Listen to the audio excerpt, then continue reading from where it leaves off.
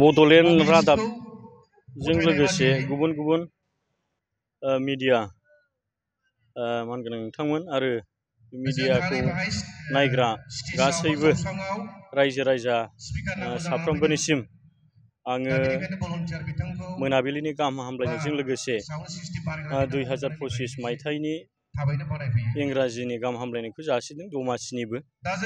रामफलबिल दख'रा दुलाराय बर' फरायसा आफादा 52थि बोसोरसालिया जथुम्माखौ नैबे बर'फारा गामि गेवलां गेलेग्रा फोथार सेरफांगुरियाव खुंदों। सानथामनि हाबाफारिनि गेजेरजों दिनैहाय गिबि दिन हिसाबै हाबाफारिनि फुंनिफ्राय गोबां हाबाफारि लानानै बाहाय खुंनाय जादों। लोगोसे दा मोनाबिलि समावहाय गोजोन आरो खौसेथिनि जौगाथायनि थाखाय आलारि बाथि सावनाय हाबाफारिबो लाखांबाय।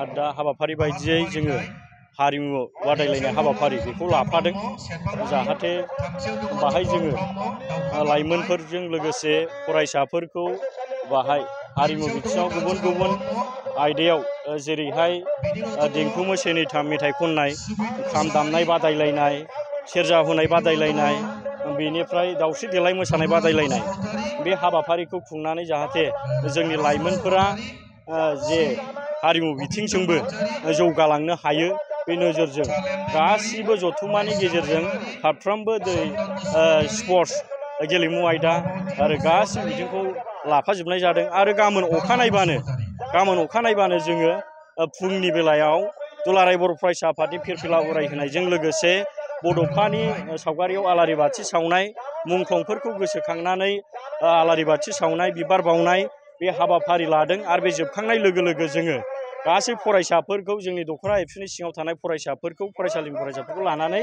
जोङो बाहाय सेमिनार, फरायसाफोरजों मोनसे सेमिनार सावरायनाय हाबाफारि बाहाय फुंखा सुबुं आलासि हांख्रायहरनानै जोङो बेखौ खुंनो थाखाय थाग थियारि खालामनाय जादों। गेलेमु आयदायाव जोङो थारमाने जोंनावहाय नैबेखौ बोसोरफ्रोमबो जोङो बोसोरसालिया जथुम्मा बेहाय लाबोबाय थायो हिसाबै काबादि गेलेनाय, बेनिफ्राय भलिबल गेलेनाय, बे आयदाखौ जोङो जथुम्माजों लोगोसे लाफानाय जादों।